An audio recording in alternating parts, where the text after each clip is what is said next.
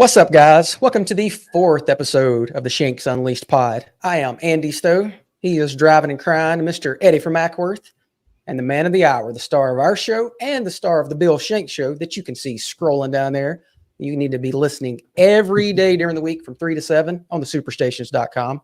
The one and only Bill Shanks. Bill, how's Middle Georgia treating you today? Man, we're doing good. I hope y'all are doing well, and going to put the Christmas tree up this weekend and got some stuff going on. So do you have a Christmas tree or a holiday tree? Which one do you have?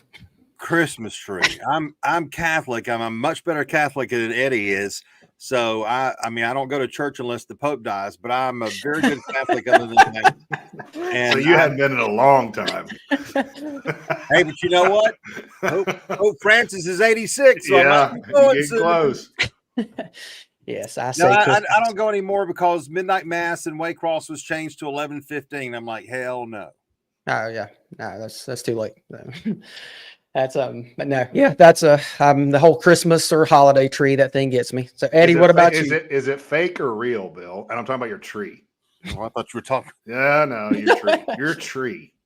I get real tree, and I get a real tree. Complain every year and say this is the last year I'm getting a real tree. I'm going to go get a fake tree, and I wimp out every time and go get a real $100 tree. Okay. Well, do you actually cut it down, or do you buy it at a place that's already cut? Okay. No, I go let the people throw it on the back of the truck. Well, that's there's nothing like that smell. It's fantastic, and then the needles start falling off, and you're like, "Screw this!" It's awful. I know. They get rid of it. It's just terrible. It's awful. Y'all have fake tree, real tree? Well, you know my wife, Bill. We have 7 trees, so yes, they're all fake. But I have to send you guys a picture of the bulldog tree that she does. It is absolutely artistic. It is 7 trees. Yeah, well, some of them are small. I mean, they don't really count. So okay. But I guess when your house has here we go. When your house is named, you got to have one in every room. So yeah, I didn't name it. Y'all did. Oh, like South Fork. Betty. He named it Betty. Man, that's crazy. Wow. 7 Christmas trees. Well, with that, first of all, we want to thank all the viewers that are in with us tonight. We're maybe we'll talk some more Christmas. We don't know. But if you guys could do us a favor and like and subscribe to our channel, we're hoping to grow this thing as much as possible. And join the chat and talk to us. Andy, you have the link to get on the show. You have that out there. We'll post it. Hey, get on the show. We'd love to hear some other opinions. We don't have to sit here and listen to Bill blather for an hour and a half. I mean, there's other people that have opinions too. I don't think I like your tone there, Brett Beard. The Eddie Unleashed Pod tonight. So we're already getting off on a good start. Well, guys, so I guess the elephant in the room, pun intended. Yeah. We're 5 days away from, what happened in Atlanta. As usual, it seems like. How are you feeling? Has your feelings changed about anything? And before you answer that, do you know what happened 8 years ago today? Let's go 2015. Mark Richt got fired. No, they officially hired Kirby Smart. Oh, okay. 8 years. Good enough. So that's good. Yeah. But yeah, so how are you feeling about this past weekend? Are we still devastated? Still, what are you thinking? I'm conflicted a little bit. I want to be very grateful for what happened for the last 29 games and for the last 3 years. And I don't want to sound, the Auburn guy was like, you're sour grapes and you're this and you're that. And I'm like, shut up. But I want to be appreciative of what has happened. But I almost have asked myself, would I have felt better if they just whipped our ass compared to 3 lousy points where we look at a couple of plays that we know could have changed things. And also tired of the thought and the narrative that Alabama is this much better than Georgia. That's bullshit. Mm-hmm. I just don't believe that at all. And I don't know. But there's no question that Alabama played well and Georgia made mistakes. There's no question that you can't miss a field goal. You can't give them the ball on your 11-yard line. There's no question about that. Before we even get to the play, which was a crock of crap, we know that. You cannot do those 2 things, and they did, and that's what cost them. And so it's unfortunate. And then on top of that, you have the play, which I can't get past. I can't ignore it. I can't just shove it to the side. because it was so impactful in that game, and it could have changed everything, whether it was 10-7 at halftime or Georgia could have come back down and gone 35 yards in a minute and a quarter and gotten a field goal to tie the game. But instead, all that happened, and it's like, you've got to be kidding me. So, I'm conflicted, but it's not fun after you go 29 games and then all of a sudden it's like, wow, there's nothing really to play for, especially when you think that FSU's not going to have any players and Georgia's already got 11 people in the portal and God knows how many people they're going to have. Yep. Well, I'll just take it from here. Two things can be true at once, and this goes to all those people who are posting on Facebook, Twitter, etc. after the loss. I still love the Dogs. Okay.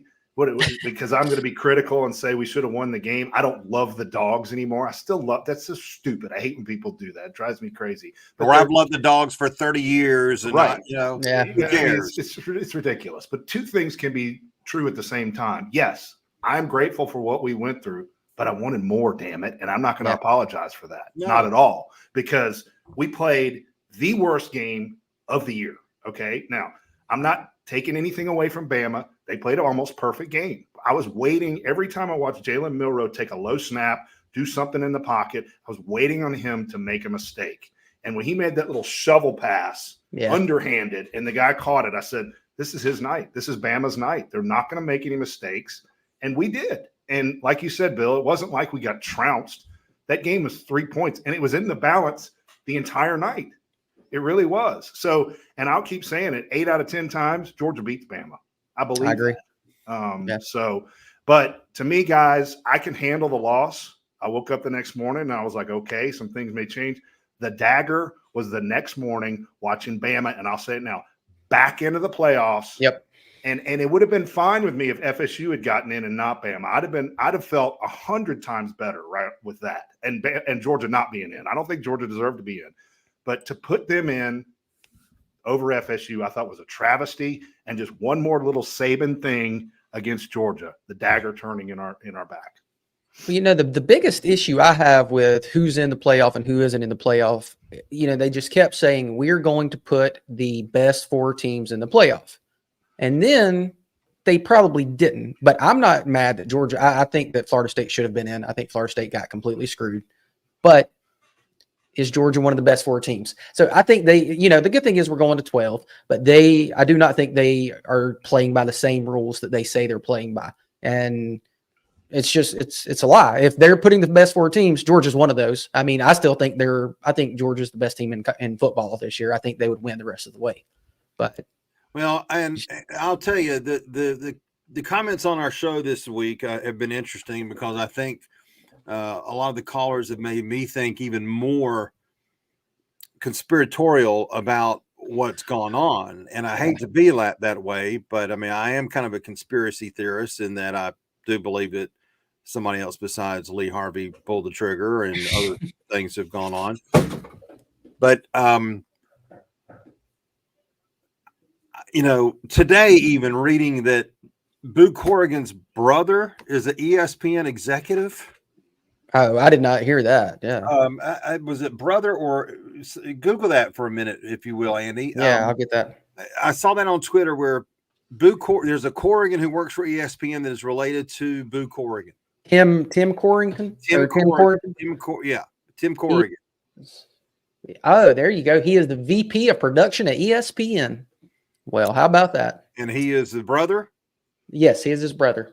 So, and the article I read, I don't know if you read it, Eddie, from Heather Dinich on Tuesday about the behind the scenes of the meeting of the committee.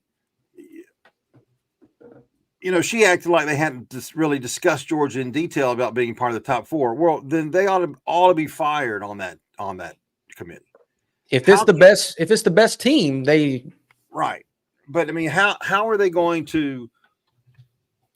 They went into all that crap about, well, Florida State's changed and so has Alabama. And, today Brett Beard was that close to getting really defensive about the change part. I'm like, 5 weeks after you lost to Texas, when you were supposedly getting better and changing, you almost lost to Arkansas, a 4-8 team. You cannot deny that. And then talks about the Auburn thing. Well, strange things happen on Jordan Hare. I'm like, come on, man. I just don't think they were that good.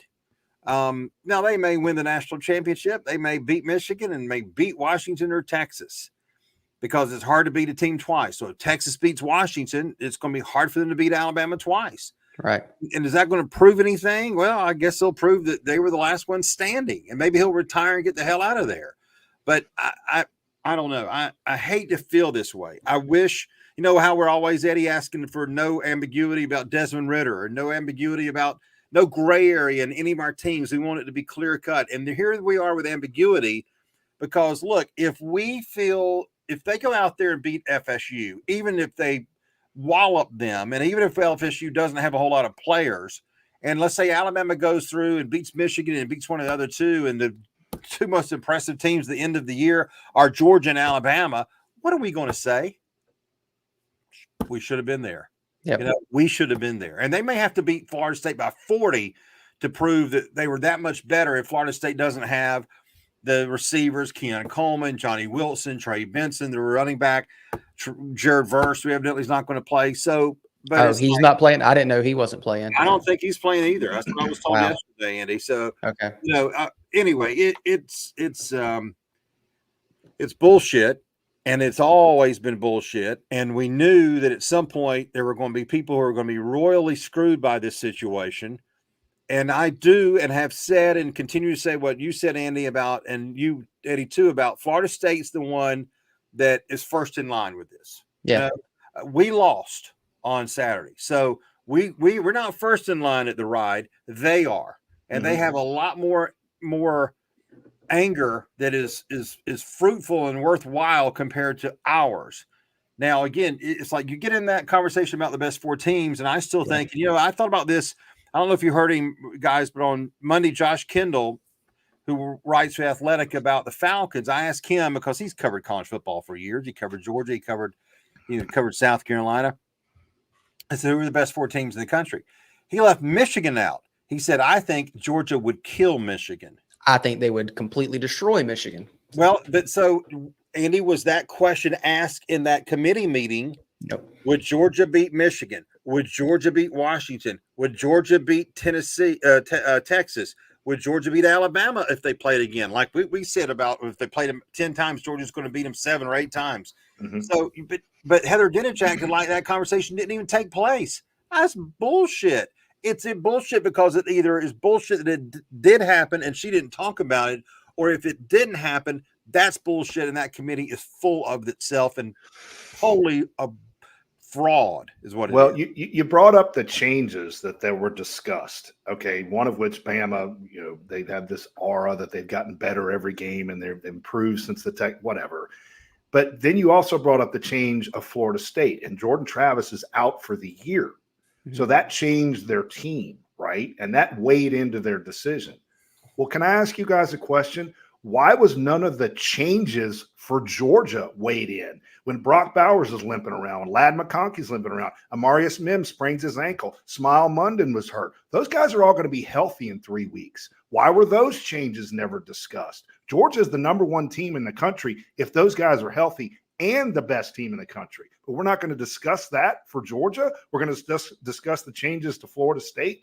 Y'all see what I'm getting at? Yeah. Why? Why did you hear when Bill mentioned this today on the Bill Shanks show? He said, and I this hadn't really crossed my mind until today, when you said, well, their quarterback may be their second or third string quarterback, but give that guy 3 weeks practicing with the first team. Think of how much better they'll be. And I had not thought about that until you said that today. And I was like, well, you know what? That right there made me feel even worse for Florida State, because I was like, how do you know? You never know. So give them a shot. And so, yeah. And the other thing with that is I give them even more credit. Their star went out and they still weathered that storm and did what they were. Who cares if they won 16-6? They won the damn game with the backup who's not very good. I mean, they won 3 or 4 games without him. 3. That's 3. That's devastating to your team. Yeah. They weathered that storm. That's what you're supposed to do. And they probably wish they would have crumbled, and instead, and I thought they were going to lose to Louisville. But to me, their win over Louisville, even 16-6, showed how good their defense is, because Louisville has been one of the higher scoring teams in the country all year long. You know, Braum has done a great job with that program this year in his first year. I mean, they went from like 7-5 to what, 10-2 or whatever, 11-2, I guess it was. I mean, they had a really they lost to Kentucky and Pittsburgh, so they were 10-2 coming in, so they're 10-3 now. 10-3 I mean, they had a really good season, and Florida State shut them down. You know, they had a veteran quarterback. They had Jaha Jordan's one of the best running backs. Florida State shut them down because, and this is what Jordan Travis said, we're not a one-person team. Right. Look at our defense. Look at how we've played. Look at Trey Benson. Look at Keon Coleman. Keon Coleman and Johnny Wilson may be first-round draft picks. Yeah, you got good first-round draft pick wide receivers, transfers, but they were wide receivers, and look what they may do. Jared Verse is going to be a first-round draft pick. Heck, they may have first-round draft picks in Alabama. But but again, the conspiratorial thing about they were just going to get an SEC team in there, and I asked Brett Beard, I asked Tommy from Alabama, and I think this is the most important question that gets to the root of the discussion about whether Alabama should be in there or not. We know that if Georgia had won with Florida State and was Washington and Michigan all winning, that the first four would have gone in as they were. There was been no way to change that. But I still ask, if Ole Miss or LSU were number 8 going into those games and they were a one-loss team and they beat Georgia by 3 points, are you going to think that those teams not named Alabama would jump from 8 to 4 and Georgia would be knocked out? I think that is a ridiculous notion. I think at the least, of course, Florida State would have been kept in there and somebody else, Texas, could have been popped up, right? If you're going to leave an SEC team out, you're going to have Michigan, Washington, Texas, and Florida State. But even with that, you're going to put Georgia in there because they are going to fall from 1 to 4, and nobody's ever fallen from 1 to 4 or beyond 4 before when they've lost. Well, the corollary to that, the other side of that, Bill, is if Bama was us this year, would Bama have fallen all the way to 6? No. Hell no. They'd have been the 4 seed. They would have been, and we all know it. Yeah. And Brett Beard even admitted that today. And Tommy from Alabama was getting there because he understands that it's got to be asked. Yeah. But that's when you get into the discussion about ESPN, and then you're like, hold on, Boo Corrigan's brother is what at ESPN? Yeah, that's crazy. I didn't know that. Yeah. And then you get into the thought of all that talking that Greg Sankey did on Friday and Saturday to plant the seed. You cannot let the SEC stay out. There's no way, because all that was if Georgia lost. Yep, that's all that was. That's all that was about. It was trying to make the fact that, well, you put Alabama 8th, but still, if they win, you've got to put them in because it's the SEC. Boom, boom, boom, boom, boom, boom, boom. But it's like, did they listen to that? Or did the fact of what I think John from Warner Robins called up today and said, follow the money. SEC is the big beast where they really going to leave the SEC out. And the funny thing, I thought about this too afterwards, and I want y'all's thought on this.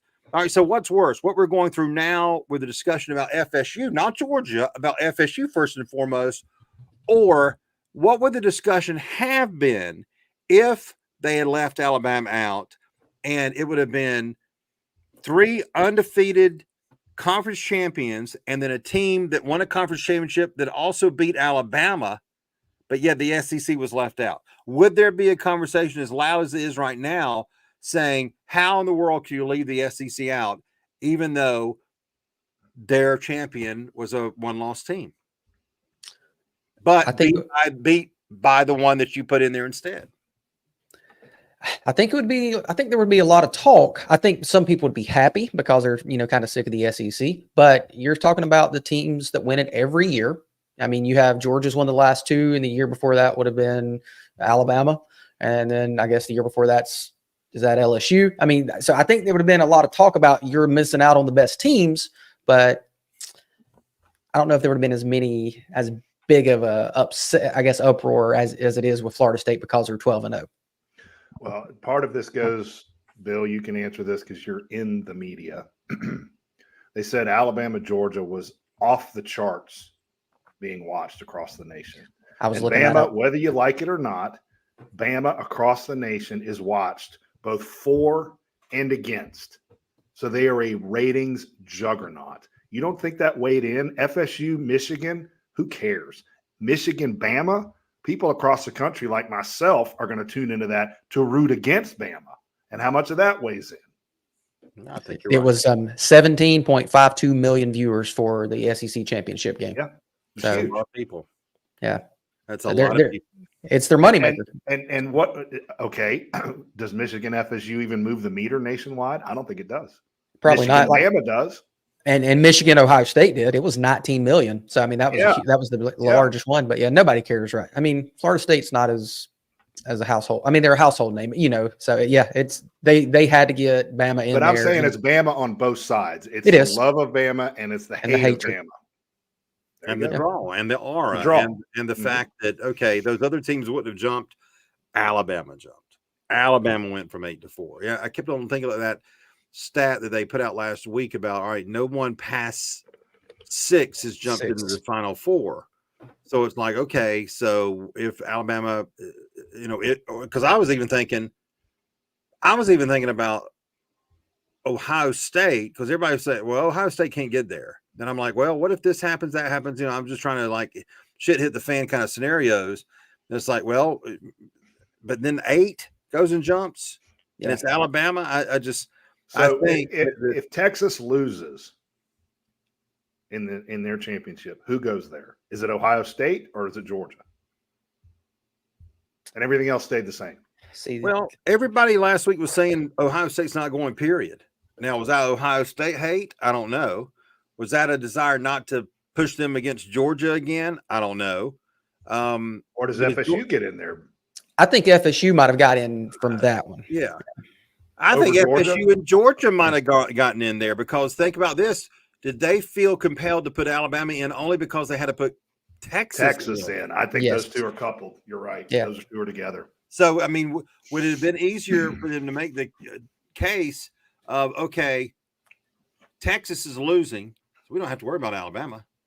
Right. Then we can say Georgia falls from 1 to 4 and FSU's 3. And then you got the 3 undefeated at the top, and then the number 1 falls to number 4. Mm-hmm. Yeah. We may have done that. Yeah. Yeah, that'd been very possible. Yeah, well. 4th and 31. That's the difference. That's it. Auburn. Fuck Auburn. Mm-hmm. Fuck Auburn. There you go. Auburn. Unleashed. I was about to say let's move on to the Orange Bowl, but I do got a question though. I think you asked some of your guests today on your show, but how did you feel about that reverse? Some people are saying, "Oh, they got too cute," but then the same people are also saying, "Well, Bobo called too conservative." So which way is it? Was he too conservative or was he trying to be too aggressive? I personally think I thought it was a great call and just poor execution. I agree, and I was a little hesitant when it was that far back. Yeah. Because the one it tagged the week before that worked was near midfield, right? Right. So, I mean, that scared me a little bit, but, and I've asked a couple of people and they were like, no, it's, and I don't have a problem with it. It was executed poorly. There's no question about it. It was just whether it was Carson or Edwards or Bell, whatever, it was executed poorly. So I don't have and you're right, Andy. Everybody complaining about Bobo, and I went off on that yesterday. I just don't get that. And again, I didn't agree with everything you did. I'm never going to agree with everything you did. No, it's like when we talk about Brian Snicker, oh, he sucks. I'm not going to agree with everything Brian Snicker does. Every game for 162 games plus the playoffs. I'm not going to agree with everything that Mike Bobo does during the course of a season. And I knew when they lost, it was going to be, let's crucify Bobo. But I don't think that. I think I don't think that was because if you're wanting to be aggressive, he was being aggressive right there. So and by the way, if that's handled cleanly, that's 25, maybe 30 yards. Absolutely, he might have went to the 50. Yeah, I want to go back a couple plays though, and he's transferring.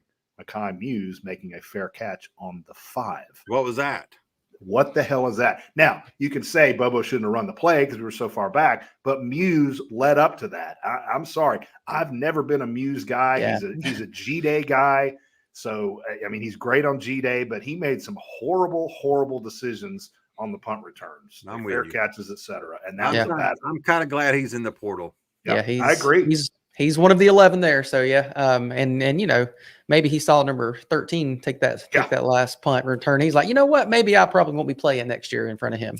Yeah. So, but yeah, so we're moving on to the Orange Bowl. We're at Florida State. Like you were saying earlier, Bills, looks like half of their team is not going to be there. What are we expecting from the Dogs? Do we expect any opt-outs? Do we expect any more players that, I mean, right now in the portal, you know, there's the 11 guys, but Jonathan Jefferson really don't play. Dare Smith hasn't been there basically all year. Brock Vandegrift's backup. Madden hadn't played. Jackson Meeks, very little. Muse was returning punts, but, you know, he may not have that job anymore.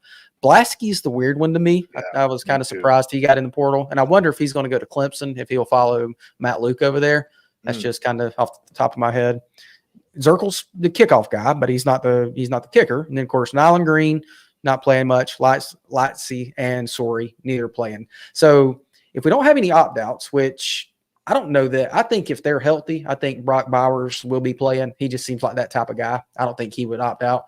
But I mean, I don't know. With the Florida State losing all of their guys, I'm wondering if we're going to murder this team and it's not going to be close. I mean, I think Mims will opt out just because he's not fully healthy. Yeah. Right. He's not fully healthy. And I think his injuries have hurt his draft status, at least from what I've read on mock drafts the last 2 months. I would be shocked if and Bowers is leaving. McConkey maybe not, but I would be shocked if they don't play unless they're still having issues with their problems. Yeah, right. But I mean, it sounds like we're going to have more than Florida State. Looks like we're going to have most of our team. Yeah, Florida State's going to be in trouble. They're going to be in real. I mean, if they don't have Jordan Travis, Trey Benson, those two receivers, Coleman and Wilson, and Jared Verse on defense, they are going to be bad. Yeah. But and doesn't this speak to how stupid this whole thing is? I mean, it's a consolation prize nobody gives two craps about. And Bill, you said it on your show, and I 100% agree with you. These NIL deals need to include the bowl games. You don't get that last check, maybe wait at 60-40, I don't know, whatever. You don't get that check unless you play in that bowl game. I agree with you. I think that's a great idea. And why these kids can just sit down, to me, is absurd. For now, Mims, different story. That he should sit down. I understand that one. Bowers, I could understand that one. That makes total sense to me. But just opting out for no health reasons, it's ridiculous. Yeah, I just think that, and I'm going to try to talk to some people to get some feedback on whether or not that's possible or not to require that stipulation in an NIL payment. But I don't know. I just it's a shame. You know, this is the first bowl game in a couple of years that we haven't really cared about. Ask these questions about, wow, are they going to play or not? Which is just unbelievable to think about. Bowl games used to be so important, so fun. So wow, I can't wait to see what we do. You know, I can't wait to see how we perform, and we're going to play this team that we don't play very often. And how's that going to be? How are we going to match up with them? You know, I remember going to the Outback Bowl in 98, January 1st, 98, when we wore those black uniforms or whatever red uniforms, red pants, weren't they? I think they were red pants. Yeah.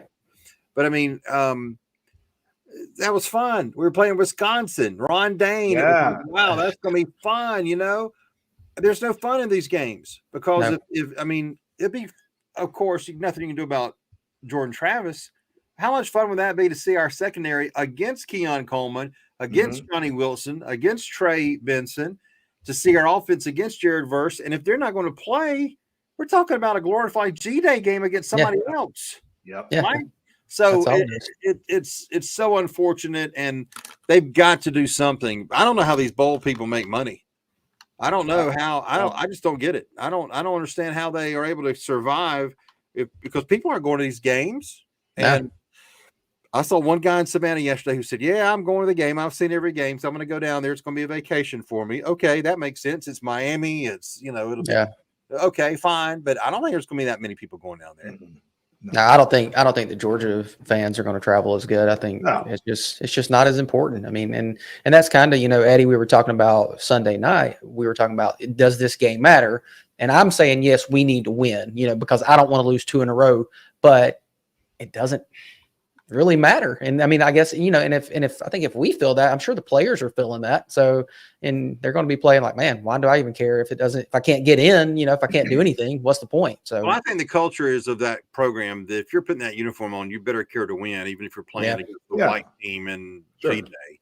So I don't worry about that too much, but I think you're going to ask those questions and you're going to, have those thoughts about it. Hopefully this will be the last time we're in a regular bowl game in a long time. I mean, like a decade, right? I mean, but it's so unfortunate, even for other teams. I mean, I don't believe any 6-6 team ought to get in. If you don't have a winning record, you should get in. But hell, we wouldn't have enough teams to fill out the they wouldn't do it, right? Yeah. Which is ridiculous. I mean, it shows you anybody can do a bowl. If I was a gazillionaire, I could have the Bill Shanks Bowl in Macon, Georgia, Mercer 5-star Stadium, and invite 2 5 and 7 teams. Come on and get your New Way hot dogs. But it's I think it's a shame because of what it used to be. Bowl games were events, and they were fun to watch, and it was 2 good teams pairing up against each other, or 2 similar teams pairing up against each other, and now it's just a crock. Well, even Kirby, and he hasn't said this game is meaningless by any means. I do. I think it's meaningless. But he's even said this is the chance for some of our other guys who haven't played all year to shine. And those are the kids that can play, red shirt otherwise. So it's obvious to me that he's going to be playing guys that haven't played all year, and he's using this as a measuring stick for next year to see how they do. He's not going out there to throw all his cards on the table and say, we're winning the damn Orange Bowl. He doesn't care. He wants to see his guys perform, right? Yeah. And they're using it for practice to get ready for next season. Exactly right. So, I mean, to me, the win-loss, I mean, okay, here we go. I want Georgia to win. I love Georgia. I support Georgia. But if they lose this game, am I going to lose sleep like I did against Bama? Hell no. I mean, I'll just be like, okay, moving on to next year. That was a throwaway game. It just doesn't bother me. I just don't want to lose 2 in a row. We hadn't lost in 29 games. I don't want to lose 2 in a row. What difference does that make, Andy? What does it that mean? If we win this one, that means we're about to start a new streak and go to 30 next time. That's all. Eddie, get on. Eddie, you know what? Jim from Kathleen would say you've got a loser's mentality for wanting to not care. Screw Jim from Kathleen. How about that? Screw him. I guess his opinion doesn't matter. If he likes Alabama, screw that guy. So, well, that brings me up to coming into next year. Well, do you think Ladd's coming back? Do you think he'll be back next year? Well, that's the rumor today, and it could change tomorrow. And he's got a month. Yes, he is coming back. Yeah, I think so. Okay, I think. Well, that's big. I mean, I don't know. I don't know. But I mean, I'm just reading something today. It sounded pretty promising. But again, it's a month left, so could he change his mind? Could it be told to change his mind? I don't know. I mean, I don't know. I just think nowadays, if you're not in that first round, you can make it on the NIL, and Ladd can do that next year. He can probably make more money than he would in the NFL next year. I think so too. And one more good year, maybe he does sneak in the first round the next year. Yeah. Well, there's also very strong rumors that Carson Beck's going to be back. So Sunday night, Eddie, you had said that you did not know if Carson Beck can take us to a national championship. You said because of his legs. And, I've kind of been saying he's faster than I thought he was, or he's quicker than I thought he was. But you're talking about a quarterback taking the snap and just going and just running and being able, Stetson Bennett, when the play broke down, he could get us out. Carson can't do that. So, Bill, Eddie, is Carson Beck good enough to win a national championship, even with his limitations in mobility? Go ahead, Bill. I think he is. I don't worry about that too much.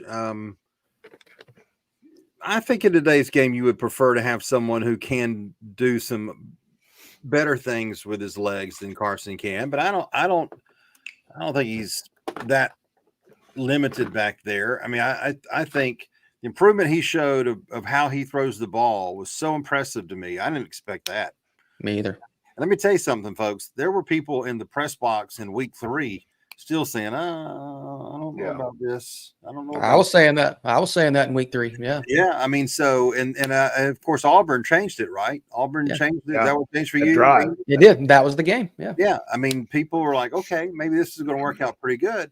And he had to show himself. He had to show himself in a hostile environment and do that. And I just been impressed with him. I think he can. I don't worry about that.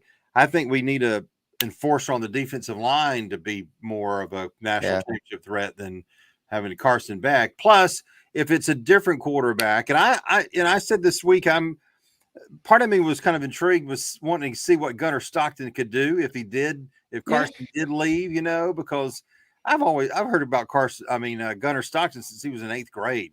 Yeah. He's just been a name that people have talked about, and I don't know if we'll ever see that now. Who knows? Maybe we will, maybe we won't, but I think we'll see that in a different uniform. Yeah, we might, we might, but because Gunner's not as big as Carson and Brock. There's no question about that. But there's still a lot of people who have a lot of faith in Gunnar Stockton, but I still like Carson. I still feel like he's got room to continue to improve. Me and too. You know what? Look at the improvement we saw in Stetson Bennett from his first year of starting to his second year of starting.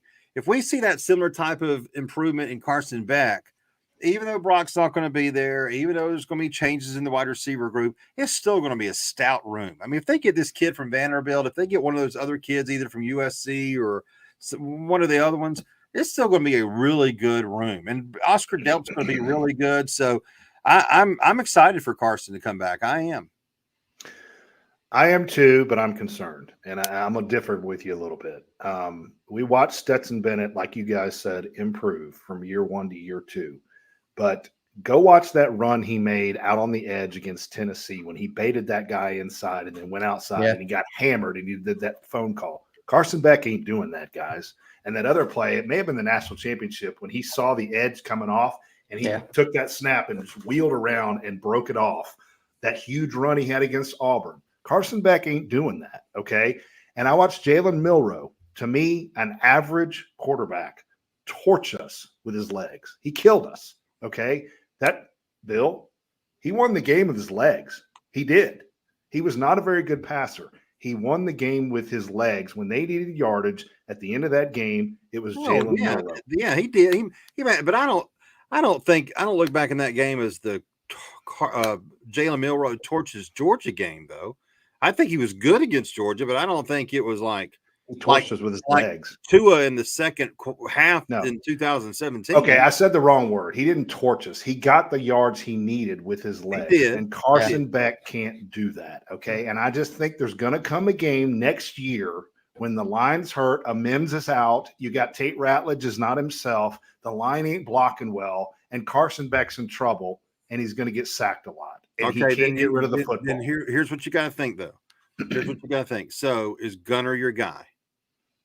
I wouldn't go down that road. I have no idea. I don't know that I'm not saying that he's our guy. Carson's the guy, okay? I loved what he did this year. He grew on me just like Andy. He was phenomenal. I mean, he was in the running for the Heisman for a while. Yeah. He was that good. What I'm saying is, do you think if let's say Carson says, I'm going to the NFL, and it was Gunnar and then the two Raiola and Pulisic. I don't know. Is that Puglisi. Puglisi, sorry. Yeah. So what then? Well, we let them play it out and see what happens. I mean, Bill, I see what you're saying. I would rather have a returning quarterback than not. Absolutely, 100%. Carson Beck knows the offense. He knows how to get the ball downfield. He knows what he's doing. 100%. I'm with you there. I'm just telling you, there's going to come a game, whether it's at Texas, Alabama, in the playoffs, when the line is not blocking well, things aren't going well, he can't get the ball downfield, and he can't use his legs. That's going to be a problem. And that's where college football has changed. No, I know. Yeah. And I think, no, it's a good point. And I'm not arguing with you.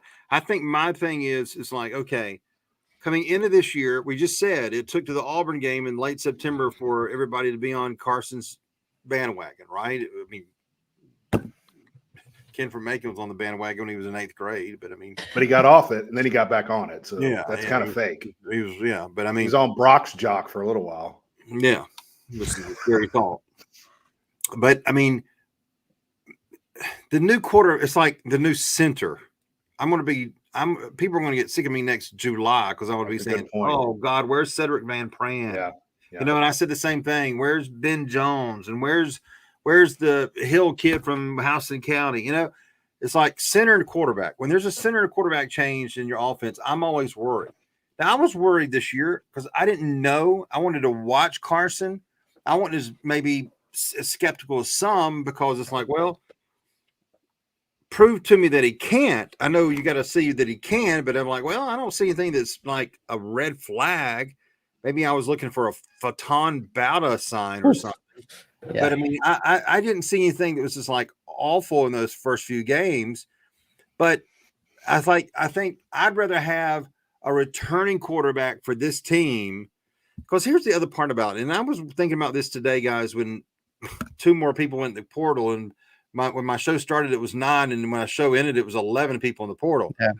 Damn, these rosters every year, that's 11 out of 85. I'm going to assume those 11 were all on scholarship. We're talking about what percentage is that? 11 divided by 85 is, so 13% of the team has left since Sunday. Gosh. And then you talk about your guys who are out of, even though it may be a handful, Tramal Wildtower, and it's like the others are going to leave. We're looking at even more attrition every year, to where these teams are going to be changing every year. So my point, Eddie, is having a second-year quarterback like Carson Beck take over this team or stay in control of this team, and then have either a redshirt freshman quarterback in either Puglisi or Dylan Raiola, or a kid like Gunner, who maybe he does win it in 2025 for all we know. But they've at least been in the program, because here's the thing, and we learned this, and I know Jake Fromm was a exception. That's an anomaly. That's an anomaly. Because look at Eason. Eason, there's nobody more highly rated quarterback than Jacob Eason, and he wasn't ready to play his freshman year. We were all horny about him. 95,000 people come to see him in April. We were coming to see him as much as damn Kirby, and he wasn't ready his freshman year.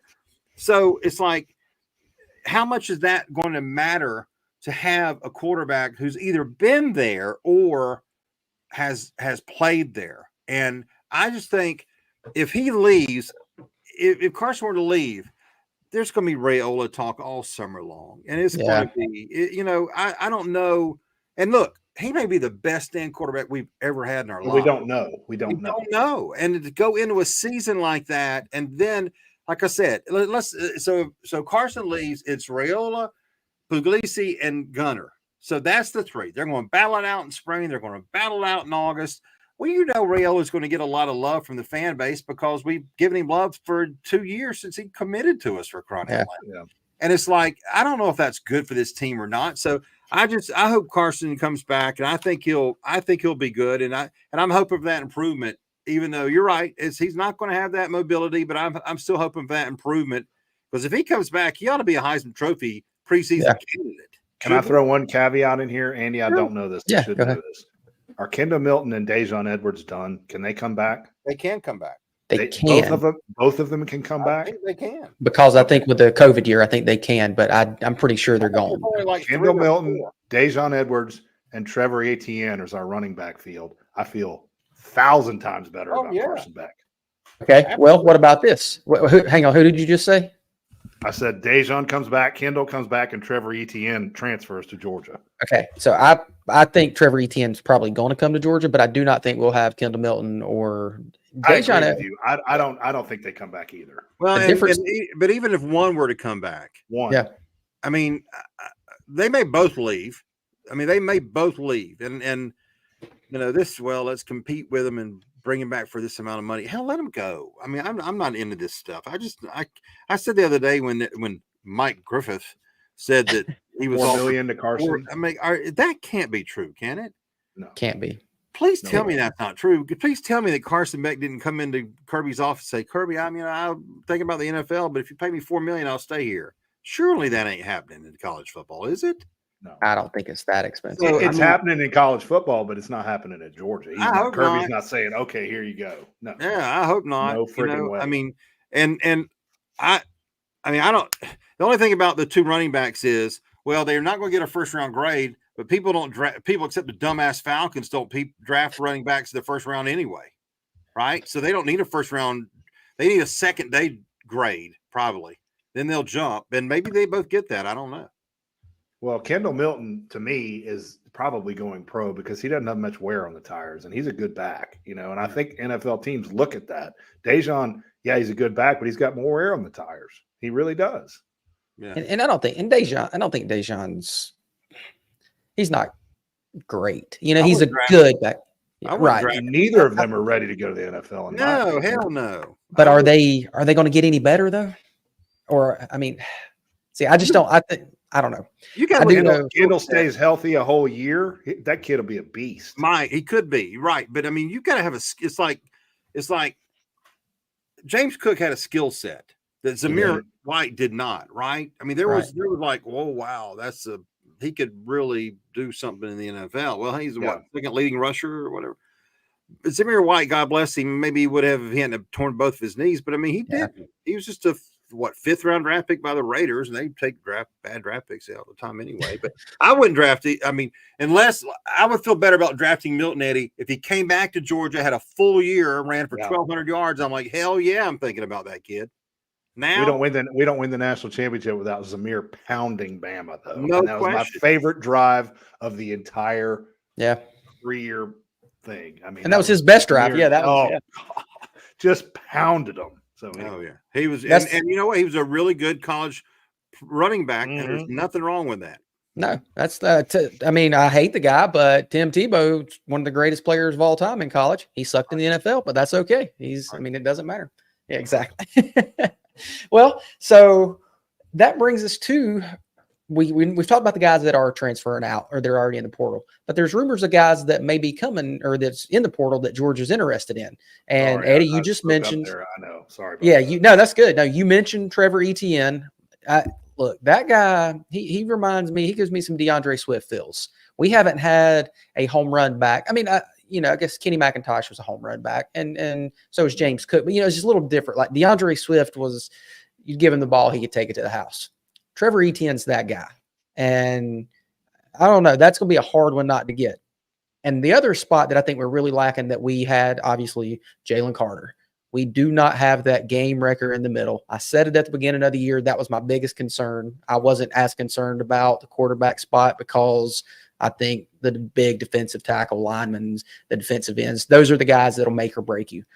What are the chances? Have you heard anything outside of, I know you talked to Jake Roos on your show, and I know you've had a lot of guys discussing it, but Walter Nolan and then Princely, I don't know how to say it, the Florida defensive lineman, that huge guy, I don't know how to say it. Umemina. I don't know. 450-pound guy. No, this one's, I think he's like 350. No, that 450. That's not that huge fat ass. Okay. No. And then you have LT Overton from from Texas A&M, and then the JUCO Marquise Rodriguez. So there are a lot of defensive tackles or defensive linemen out there. Have you heard Georgia's leading on some of these guys, or is there any chatter that you've been hearing that I don't know of? Well, I read that Overton's dad is an AD at Kennesaw State, so there's a tie there to the state of Georgia. I don't know.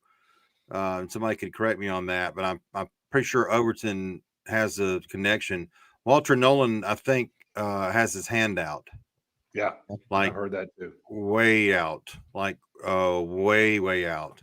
Well, that's the reason he went to Texas A&M in the first place, right? Yeah, pretty much. And all those boys that had that, group that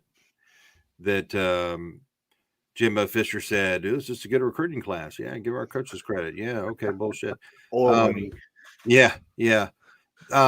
So, I mean, I don't think Walter Nolan's going to be a possibility. I don't know about the Florida kid, Andy. He may be. I haven't really heard that. I just read about LT Overton, and it sounds like, but you're right. I mean, I admitted this today on my show. I mean, I applauded the veteran presence in games played by Trauma Walters, Ian Logue, Warren Brinson, Nazir Stackhouse, and that's great. But like I said, none of them picked up a quarterback like what happened a year ago in the LSU game. Yeah. They're good college football players. They may get some time in the NFL. Who knows? They're day 3 draft picks, all 4 of them, I think. I don't see any of those 4 being a day 1 or day 2 draft pick. But so, yeah, whether it's Jordan Hall, Jameer Jarrett, one of those kids coming in that's their freshman that I'm sure they're hoping one of them is going to be that, because they obviously have got 5 defensive linemen coming in, or if it's LT Overton. But LT Overton, what's his size? Wasn't he like, I saw 265? Is that right? Check on that, Andy, and see if you can see that. Because I thought that what I read had him not as big as I thought a guy like that would be. They have him at what you're getting at. 265. What you're getting at, Bill, is two words to me: game wrecker, and we didn't have that this year. No. Absolutely didn't have it. No, we didn't. Yeah, Overton 6'5", 265. That's small. Yeah, that's what I read. I was a little surprised by that, but evidently he's a good player. I mean, evidently he's a really good player, and so I don't know. I mean, I just don't know.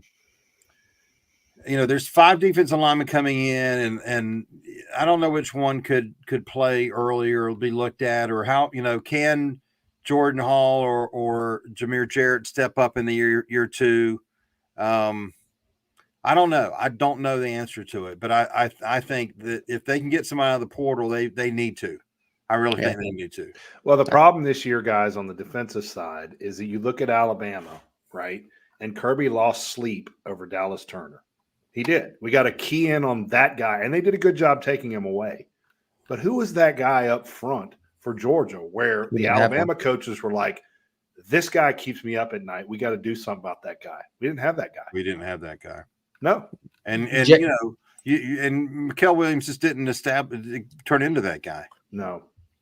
Yeah, and Jalen Carter made everybody around him better because you had to focus on Jalen Carter because he was the best player and he was the best player in the draft. And now we don't have that. I mean, and it's clear that our defensive line was not weak, but not as strong as it's been in the past couple of years. So, right. And it makes it tough. I mean, because that to me is that's where your bread's buttered. It's right there on the defensive line. And they got whipped in the SEC championship game. Exactly. They got whipped. That's where we got hurt at. And and that hasn't happened the last couple of years. That's why we hadn't won the last 2. Well, the schedule for next year has been leaked. It's not officially out yet, but it's official. We open up with Clemson in Atlanta, and then we play Tennessee Tech in the week after. And then we're at Kentucky on 9/14. Then we have the bye week. And then on September the 28th, we go to Alabama. Then we have Auburn coming here the week after, then Mississippi State, then at Texas. Nobody can say we don't have a tough schedule. And the question is, could we go 10-2 and make the playoffs? Or would we still be in the top 12 next year if we went 10-2? Because you're playing Bama, Texas, at Ole Miss, and I think Florida will be better next year. And Auburn's going to be tricky. Look, they're coming here, and then of course Tennessee's probably going to. I think they'll be better with Nico Amaliva. So what if we went 10-2? Will we make the playoffs? Because maybe it's Bama.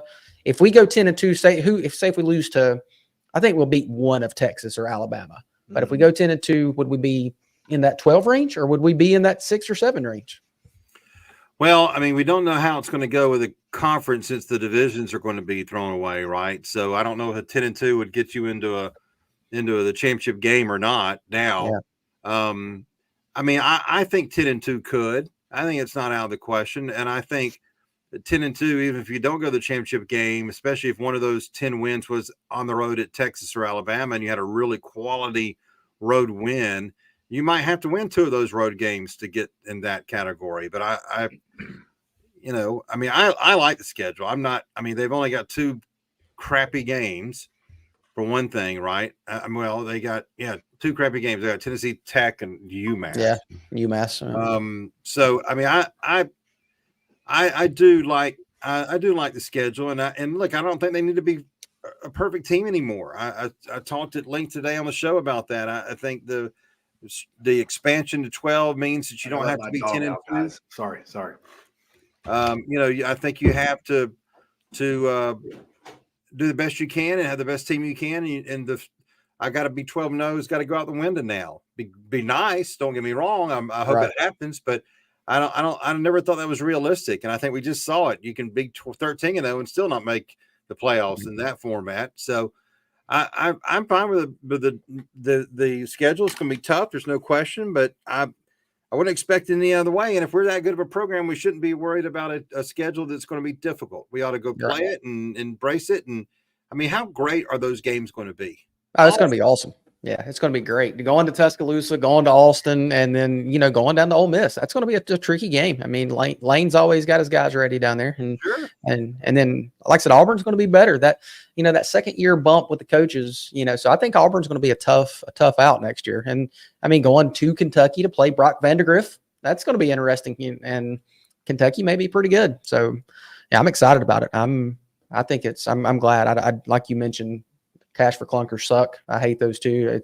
I mean, who wants to watch unless it's the national championship game? Who wants to see 65 to 7? So, but, it's not good football, and that's why it's such a shame about the bowl games being the way they are, because we used to have those as good football games, and we had good matchups, and we're like, oh well, this is fun. Like I said before, so we don't go to Ole Miss all the time. That'll be fun, and so you got 4 really good road games, and then the Florida game. Well, let's see it. I can't wait. Yeah, and you have, like I said, and then you have Auburn and Tennessee at home, and of course you got Tech at home. So, Clemson's neutral site, but yeah, I mean that schedule next year is going to be tough, and I don't know what Clemson will be. It looks like Cade Klubnik may not be their guy. So there's going to be some maybe it's not the powerhouse Clemson, but they're still going to be good. So yeah, I think we got an excellent schedule. Well, I'm sorry I had to step out for a second. I had a dog issue. But you asked about 10-2, and I mean, you can't answer that now. So there's so much football to be played. You don't know what's going to happen around the nation, right? I mean, 10-2, we say it right now in the SEC. Yeah, that's good enough to get in, but we just don't know. But the nice thing about it, Bill, you were talking about this a little bit on your show. How many years, and I'll go back to the Clemson game. Y'all remember when Mark Richt was the coach? I know, don't get upset there, Bill, but you remember we botched that field goal there at the end and we lost the game. Remember when it went through his hands and we lost the game against Clemson and we went out of the gate 0-1. I can remember going outside and saying the season's over. That's how you thought about college football. And I said, maybe next year.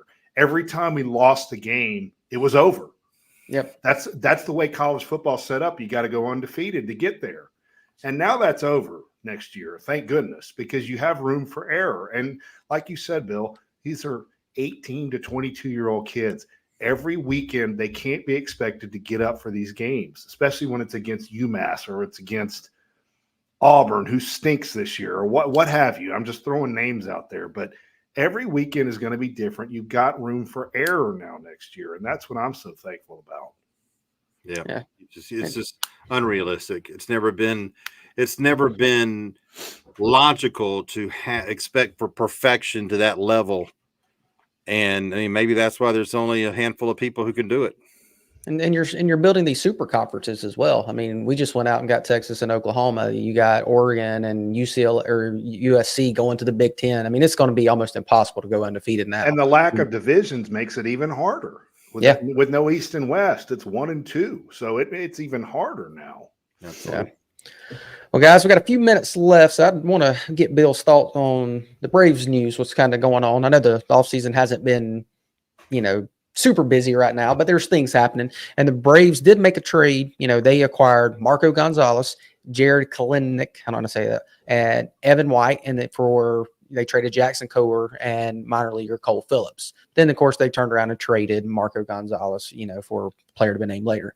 But, Bill, the question I have is, will Jared Kalenic, will he be the everyday left fielder, or will they have kind of a platoon situation with someone in the left field with him? Pronounce his name, Bill. How do you say it? It's Kelnick. The second E is kind of silent, and I've tried to program myself to be able to say it because I've said it right and then I've said it wrong. It's Kelnick.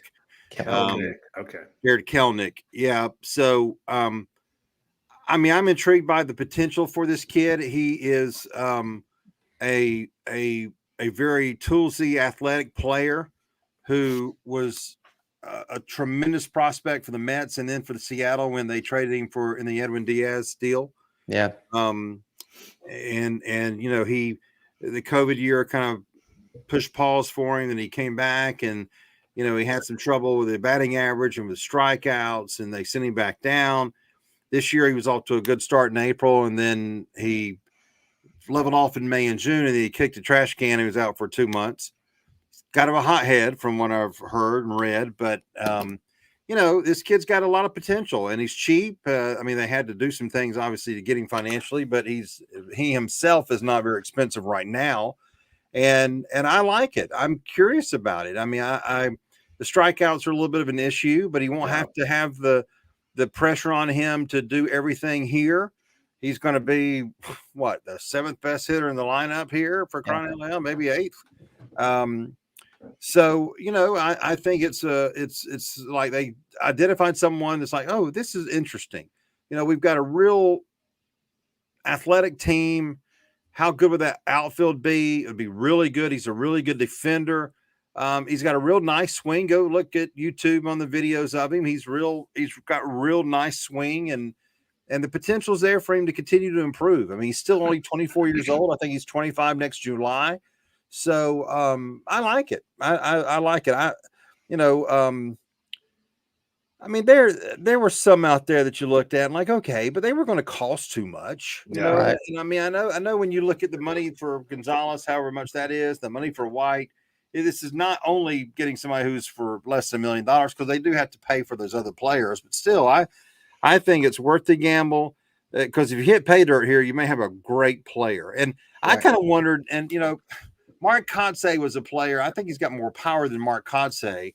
Mark Kotsay was that left-handed hitter who had some speed. He also had a beautiful wife, I would say.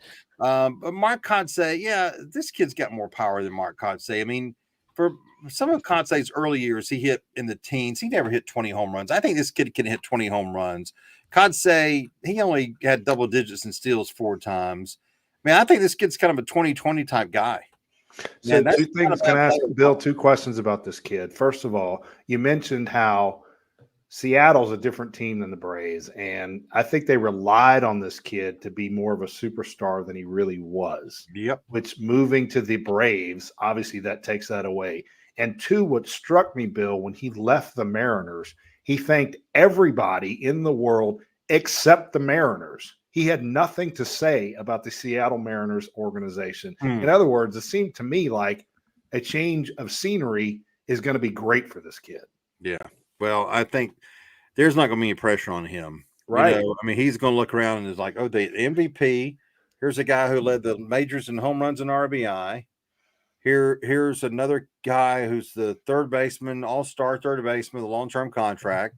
Here is a catcher. Here's Michael Harris. I mean, you hate to say he can just play. Just go play, do your best you can, develop, get better day by day, do what they try to do from top to bottom in the lineup, and go out there and see what you can do and play good defense and run hard and play the best you can. So what does this mean about Vaughn Grissom and left? Well, I just trade bait still. Well, that's my next point. Yeah. Yeah, that takes us right to the next point. Well, Dylan Cease is still out there. They're talking about him a lot.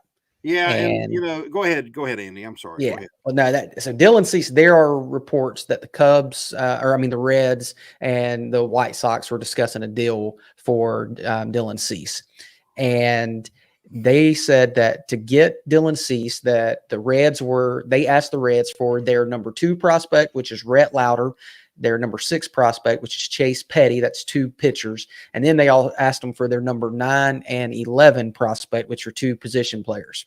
So that's why when they got him, now I'm starting to wonder if the Braves will, to go get a Dylan Cease, will they have to trade A.J. Smith-Shawver?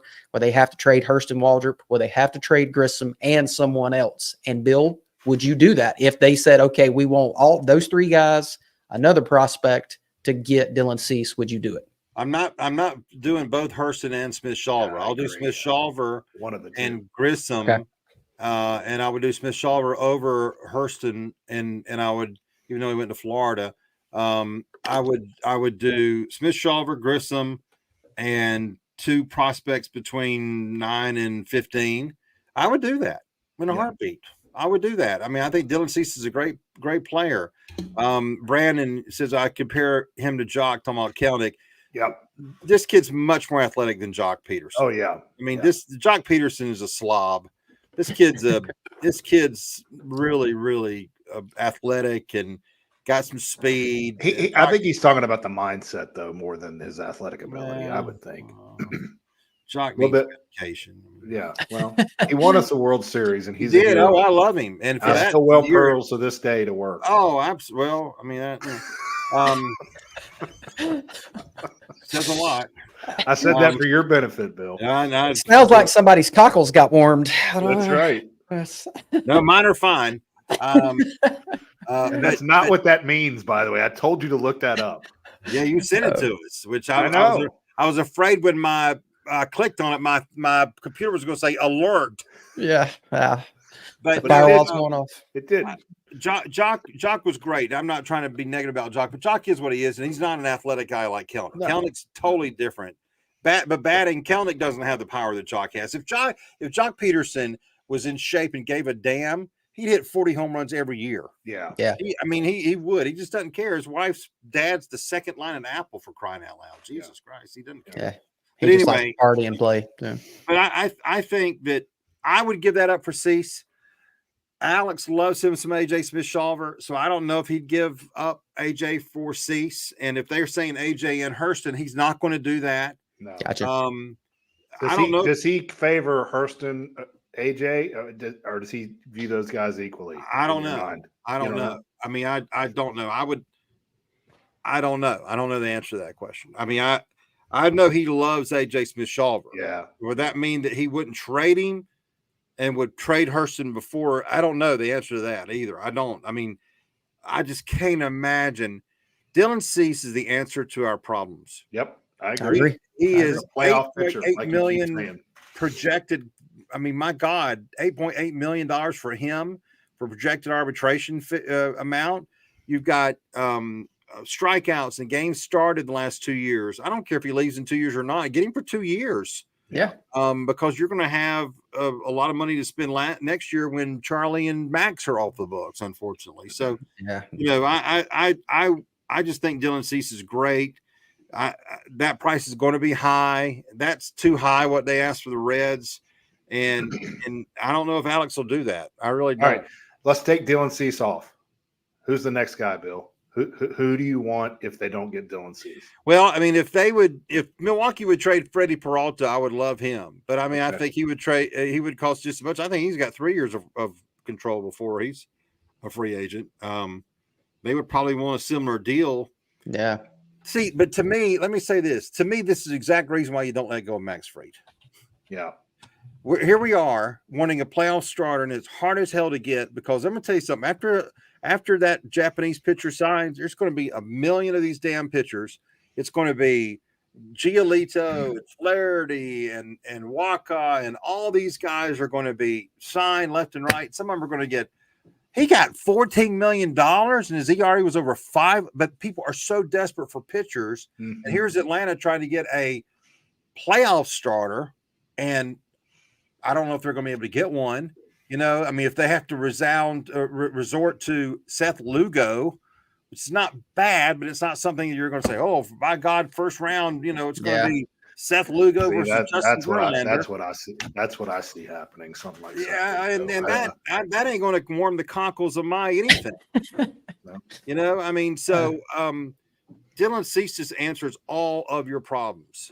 Yeah. Because that is one hell of a rotation with that guy in there. And again, I go every time these guys that I don't see very much of, I go to YouTube and go look at their 2023 highlights. Like I knew a little bit about Kelnick, but still I went to go watch his highlights, watch what people said about him. By the way, the Mariners fans were mad as hell that kid got traded.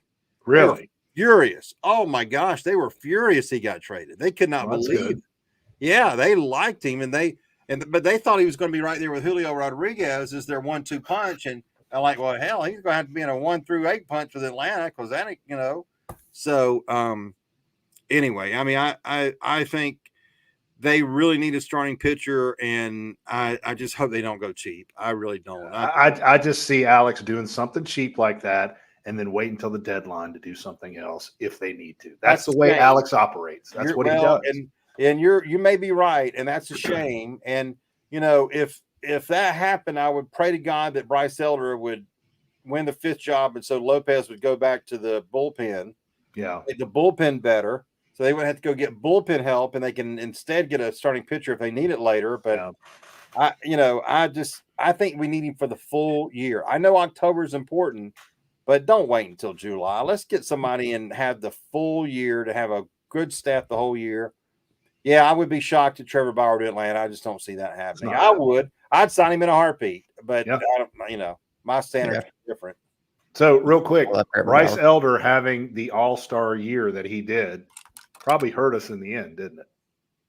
Probably as sad as that is to say. Say that probably again. Hurt Bryce Elder having the year that he had, being in the all-star game and kind of tailed off at the end. That kind of hurt us because he was so good, and then it was nothing. We didn't make a move because of that, Bill. We didn't. Well, and part of that was because Max was coming back. They thought Wright was coming back. But if Bryce Elder has a crappy year, AA probably makes a move there at the deadline where he didn't do that. Yeah, well, maybe, but I think it was more about the confidence in Max and Wright coming back. Yeah. Okay. They thought he was. You got to weigh in Bryce having a great first half of the year. He was fantastic, right? Yeah. And if he was crappy, then he makes a move. Yes, but there's no way they should have expected that kid to keep that shit up. There's no way. They made that was a hard, but he was never going to pitch in the playoffs before Wright got hurt. I mean, and all that. Morton, rather, he was never going to pitch in the play. But I mean, they should have known he had topped out at 137 innings in his life. Right. So it's like you go look at his innings after 137, his ERA after 130. It's like 5.5. So they should have known you haven't developed this kid to pitch 138 or more innings. So why are you expecting him to go into his first full year, pitch 30 games and have 177 innings and think you're going to be in good shape with him? Yeah. I mean, I didn't. I'm like, this ain't going to work here, but I think Eddie, thinking Wright was coming back, Max is coming back, and not expecting Charlie to get hurt. Like, okay, well, we may be okay. Because there was no way they thought that Bryce Elder would start a game in the playoffs. No way. Yeah. And that's what I'm worried that they're going to bring Hurston Waldrop up and they're wanting AJ Smith-Shawver to be a starter this year. Like, I don't want that. I want those guys in AAA every 5 days, getting some innings on those arms. I mean, train them to pitch 150, 160 instead of they're just babying them, and it's not good for them. It's just not making them any better. They're not. They can't go any longer. You saw what happened with Bryce. He was dead. Well, it's just a shame because there's no question that rushing pitchers does not work. No. And Hurston Waldrop and AJ Smith-Shawver need to keep their asses in AAA for the full year, like Kyle Wright did a couple of years ago, and he came back up and he was fine. But before that, the back and forth with Tuki Toussaint and Kyle Wright before that, and it was like, God, no, don't do that. They probably would have done it with Bryce if not for the fact that Max got hurt a second time. I mean, that was a problem, So I really hope if they do not trade for a starting pitcher, I'd rather go if they're not going to get a big shot guy, okay, if they're not going to get Dylan Cease, then get a Jack Flaherty who may be like 1 year, $8 million.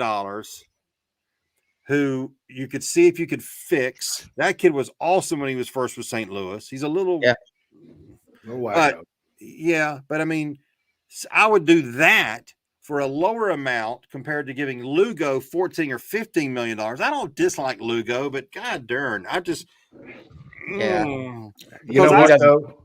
All that being said, I freaking love this bullpen. I love this bullpen. Oh yeah. But I'd love it even more if Reynaldo Lopez could be in that bullpen. Exactly. Even more. Yeah. And maybe that's the starter you're talking about, because Lopez right now may be a starter as it stands right now. Right. As it stands now. And I heard Snit on MLB Network yesterday morning when I was riding into work. He said if we go to camp with this team without making any more trades, we feel strong about what we have. Obviously, what's he going to say? But he said Lopez would be in the starting rotation. They would try to stretch him out, and Bryce Elder would be there. So it's being discussed. And as of right now, it would be Max, Spencer, Charlie, Lopez, and Elder. Yeah. And that was what Snit, that was the exact thing he said. So Yeah, I don't know. I'm not happy about that. Here's another thing I'm not happy about, and I wanted y'all to hear this. Did y'all see John Heyman's official hitter ratings hitter rankings that he released today? He's sick in the head, though. He has Aaron Judge, Alvarez 2nd, Juan Soto 3, Ohtani 4, Freddie Freeman 5, Seager 6, Trout 7, Bryce Harper 8, Mookie Betts 9, Goldschmidt 10, Arenado 11, Matt Olson 12, Devers 13, Tucker 14, and Altuve 15. Did you hear me say one name? I didn't hear Ronald Acuna. There you go. And this is his official ranking of the top 15. Just run that through the shredder. Who gives two craps? That's the stupidest shit I've ever heard. I know. I was like, where did you see? And that's what everybody's like, dude, you don't even have Ronald Acuna in that list. That's his top 15. And he did not even mention Ronald Acuna. Can we, before we end the show, talk about this team right here, the first place Atlanta Falcons? Because I have a question about Bill. Oh, let's do that. I got a question for Bill. I really do. First place, right here. First place, Arthur Smith running the ship. Two scenarios I heard next year, Bill, because I don't give two shits about this year. It's a joke. I mean, like you said, we're going to play Dallas at home right now, and it'll be 80% Dallas fans in the stadium. Dallas will beat us by, you said 3, I'll say 4 touchdowns. We will get blown ass out. Okay, that's a Dan Quinn's defense. Yeah, exactly. How about that? So, two scenarios I heard. Tell me about this. By Dan Quinn. Yeah, there you go. There you go. Yeah, if you're over 30 wearing your hat backwards, you have problems. You're exactly. The first one I heard is that the Falcons make a trade, get Justin Fields, and draft Amarius Mims with their first pick. That's one scenario. The second scenario is they keep their draft pick, middle of the round. They get Jaden Daniels. Go. Which of the two you like? B. Jaden Daniels? B. Okay. I don't have any, we're either going to go through a revolving door of quarterbacks or we're going to hit pay dirt at some point and it'll stop. I don't think Justin Fields is someone who I'm going to think, oh, that could really click. Maybe a change of scenery like that. I don't. I just don't see it. I just see him got some experience. I know he hasn't been great, but he's got some experience. Jaden Daniels has nothing. What would you have to give up for Justin Fields? Is the question. They listed the pick. It wasn't too horrible. An 8th rounder. Yeah, it wasn't. No, it was some picks, but it wasn't horrible. So that's a good question, though, Andy.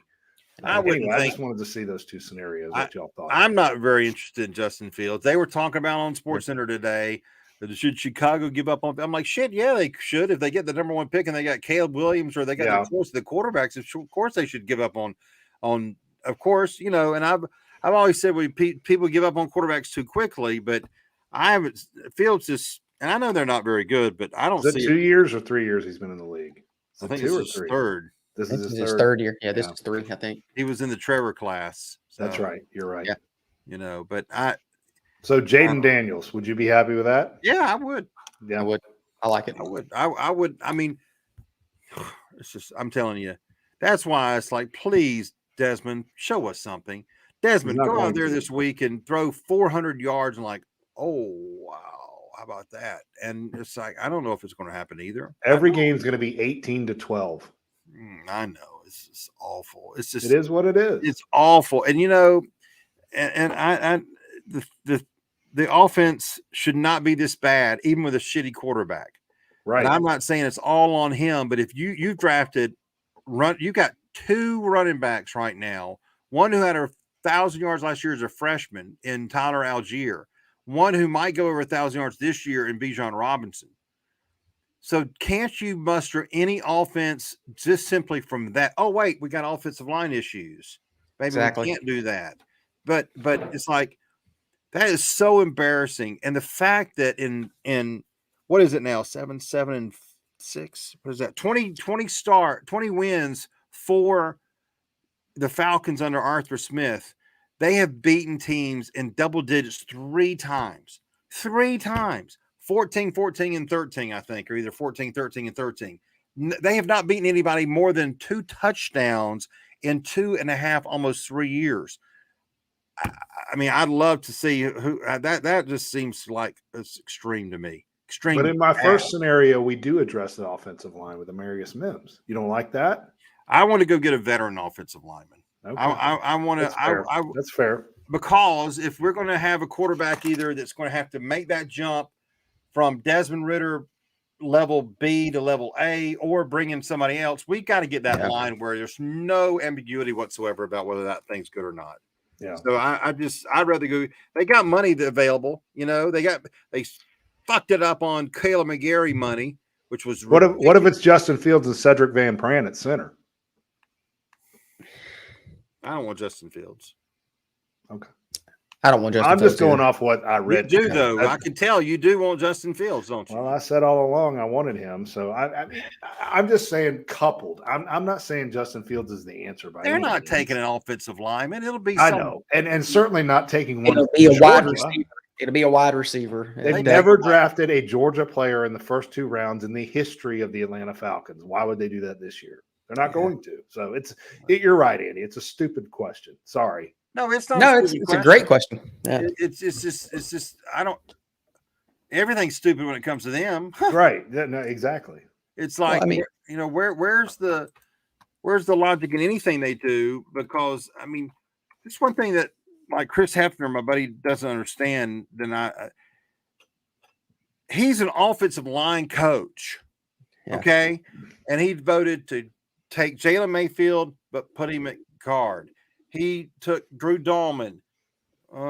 He took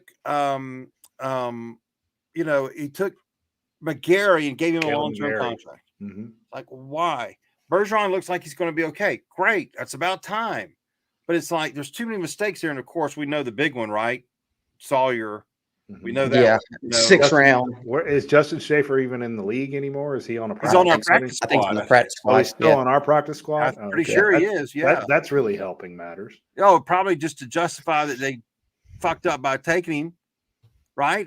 Why else would he be on the practice squad? But, I just have no confidence in him whatsoever. And it'll be a shame if he continues coaching this team.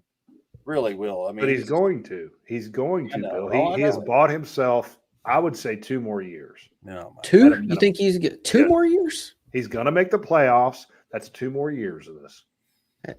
Gosh, that's depressing. That's really bad. If he's here, so you're saying the rest of this year and the following year, or you're saying the rest of this year and 2 more after that? And 2 more after that. Oh God, I'm not watching the Falcons anymore.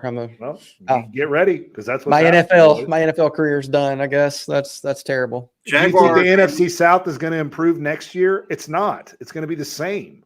Bill, I can't pull for anybody in Florida. I hate that. No, man, it's too close to the Gators. I can't do it. I can't pull for it.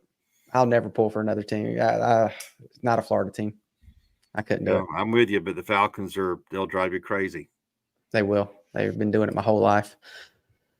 Man. By the way, it's 40 years yesterday because Andy's birthday was yesterday. That's right. I'm old. Yeah, you're old. I'm officially old. I'm not Eddie old yet, but I'm getting there. Bill and I are the same age, so screw you. How old are you, Bill? 39. How old are you, Bill? 42. How old are you, Bill? Look at that black hair. I could dye my hair too if I chose to, but I choose not to dye my hair. I don't have to dye mine. I got a head full of black hair. I don't have to dye mine either. A wife, 3 boys, and Betty I got to keep up with. That's why all this is gray. Hey, when you got a house with 7 or 6 or 7 freaking Christmas trees, you got way too much house. Dude, that's true. Well, guys, this was fun. I enjoyed it. I don't know. Now we're all depressed thinking about the Falcons, so I guess we can all go to bed and cry ourselves. I'm not depressed. I'm not. I am. Now that you busted me with that 2-year extension thing. It is what it is. But Andy, Bill and I have been dealing with the Falcons much longer than you have. Okay, it is what it is. It's just it's the Falcons. Whatever. Yeah, it's an tough F word, like Bill said. Falconing. It's an F word. It's a curse word. It's awful. It is. It's awful. There's no team that's like the Falcons. It's just unbelievable of how they do it to us every year. And, we'll get the schedule out for next year after losing the first round of the playoffs. Ooh, we're going to be better next year.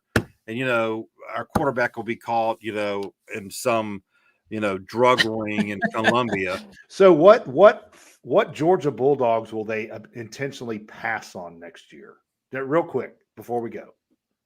Seriously, because there's going to be a Georgia Bulldog sitting there, and they draft an Iowa receiver that nobody's ever heard of. Cedric Van Pran would be a great second-round pick.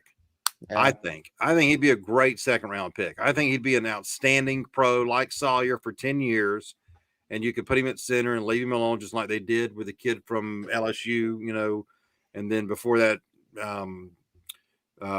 Jeff Van Note for all those years. I think Cedric Van Pran's going to be a 10-year center in the NFL. He'd be great. We need a center. Well, I mean, I think they do. You think they do. They like Drew Dahlman, which I don't see that. Do you? So they're not going to draft SBP. They're not do that. Well, I mean, what if you went to I was looking at Kamari Lassiter. They got him projected somewhere in the 37th pick. What if he was sitting there in the second round? I mean, the Falcons, their defense is better, but I wouldn't be opposed to Kamari Lassiter there. I mean, they'll need another cornerback, but they'd pass on him. They need They need help up front more than they do anything, because these guys are on 1 and 2 year deals. Some of them are. Onyemata will be back. He's hurt. Right. I don't know if he's going to play this week, but Calais Campbell and Bud Dupree, they're all on 1 year deals. Yeah, exactly. I think Lorenzo's on a 1 year deal, isn't he? Lorenzo Carter? I think so. He's two. Okay. I mean, they're not long-term people. No. By no means. And the defense has been great. I mean, the defense has played their ass off. I've actually enjoyed watching them play defense this year. It's been fun. They haven't played anybody. Well, I know, but I mean, it's fun to watch Jesse Bates make plays and be a badass. He is fun. We haven't had He's great. He's a great player. He's awesome. No question. I love that guy. The best offense they played though is Houston. I mean, I know. Houston. I'm with you. And I also love Cordarrelle Patterson. That guy is a baller, a beast. He wants to be here, and the Falcons just keep screwing him. That's what pisses me off too. I know. Yeah, anyway, that's why do we draft the halfback? Whose idea was this? It's your fault. This is all on you wearing your Falcons. Number one, baby. Bringing us down at the end of the night. I did it on purpose. Yeah, I can't wait for Sunday when y'all talk about the Falcons losing to the Bucs. It's very possible. Yeah. But hey, they are first place in the division. I guess that's something. That's a silver lining, I guess, which actually I think that's bad. All right, Bill's yawning. He's done. Yep. Guys, this was fun. We want to thank everyone that's been watching us and chatting with us. And if you can like it, subscribe, share it, do all those good things, we would appreciate it. So for Mr. Eddie from Mackworth, living the life in Betty with all the Christmas trees, Bill, I don't think we live in the same area that Eddie lives in. So no, that's bullshit. No.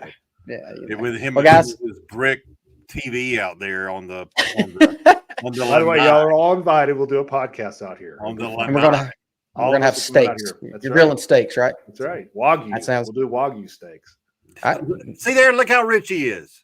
I don't even know how to say that word, much less eat it. I'll step up and buy them for you guys. That's what I'm saying. That's how much I love you guys. Probably fried sheepdog or something. No, that's not. That's high-end steak, Bill. You need to step it up. You're so rich. It's ridiculous. All right, guys. This is fun.